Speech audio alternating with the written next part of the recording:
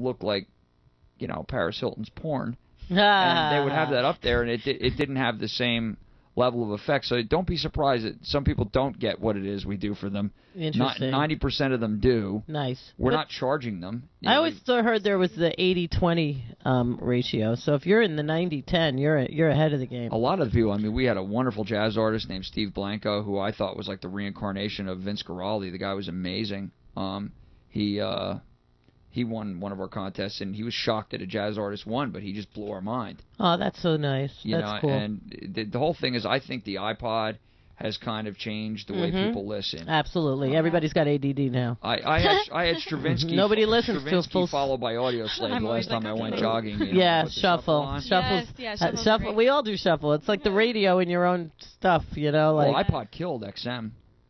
You think? Oh, wow. No, they think it's a direct corollary because XM had a model where they were based on selling a Chevy to you, and if you don't buy a Chevy, you don't have the radio. Right. Yeah.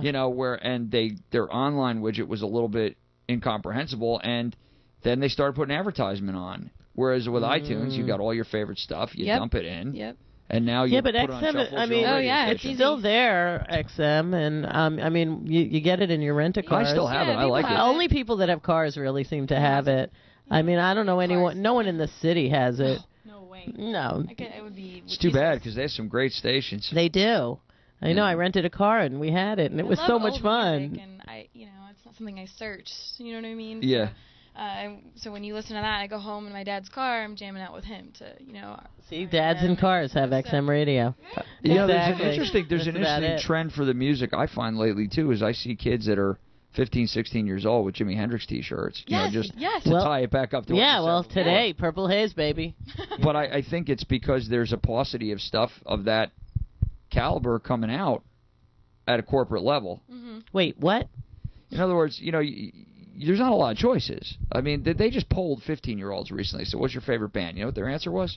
The Beatles. No way. Well, the Beatles is because a lot of parents play Beatles. Exactly. That's what I'm getting at. And kids all know Beatles. Little ones even know Beatles. But it is demographic. When I was a kid. Right, and now it is. Yeah, it's demographic though. I don't find it across. I work with kids with music, so I know which groups are going to know Beatles songs and which aren't, and there is a definite demographic selection. It's of the kids that know Beatles there are little kids that recognize a Beatles song like that. My business partner, our director, his son Jacob, who I love, he's like my nephew. He came up I played an all ages cafe gig recently, and he came up. He goes, "Play Opa Tom." After I finished melting, I went home and because he melts me. I love that. So, do you have websites? Anything you want to have people find you? The band is at we can put on another song. FRICHILD.com. And Digital Cafe Tour is either at DCT Concerts or digitalcafetour.com. We're at YouTube/Digital Cafe Tour. Candidly, if you like Friday's Child, there's Laura Dodd is a country singer we have. She's great. She's a throwback to Patsy Cline. We have a funk band called Secret Gossip. There's a lot of really good artists on there that you can discover, and they're all sold through iTunes. Right. So we're trying to aggregate a community. I'm not exactly sure how. Right. Well, we'd like to figure out how to do something with you. Well, give me your graphics, and I'll give you a big fat plug on the homepage. Sounds good to me. You got that, Fanish? All right. We're gonna do that. I appreciate this, by the way. So do we, and we do have a little section on this show, and we're gonna listen to your song right now, but it's called Skeletons in the Closet. Oh, no. And we would like for you, my friend, we don't talk about the to body. share a skeleton from your closet with me. Please. Oh. I know. Jeez. You got to do it. I was notorious for hitting promoters once upon a time. Oh, violently, you mean? Yeah. Oh, so you got the Mr. Rogers gene? Mine is the sock puppet. Yeah. Well, today happens to be National Carrot Cake Day.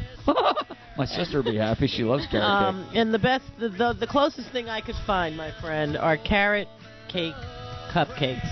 So, because You are a wonderful guest on our show. You are a wonderful person. National Carrot Cake Day. Thank you. You're a beautiful woman. There you go. Thank you. You get a carrot cake. Awesome. Yes, carrot cupcake. Can I ask you a question? What's that? Why the skeleton in the closet question? What do you mean, why? Because that's just a thing that happens in this room. Everybody who sits on that couch. You realize that I'm thinking I have the Natural History Museum because there were about 4 or 5 things that were fighting for primacy there. Well, that's what popped into your mind first. I'm not even going to talk about it, but funny you should say that. You have no idea how funny that is, that you brought up natural history. It's fine, though. It's a good thing. This is a lovely show. Thanks for having me. Thanks so much for being on, and we will be in touch with you permanently. Give me your stuff before I leave. Yeah, we're going to. We will be right back on Ruin Who. Thank you so much. Thank you. All right.